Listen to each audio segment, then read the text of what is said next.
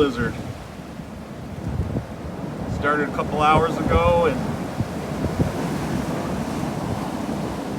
getting gusts to 65. It's supposed to be even worse tonight. There's a house across the street somewhere.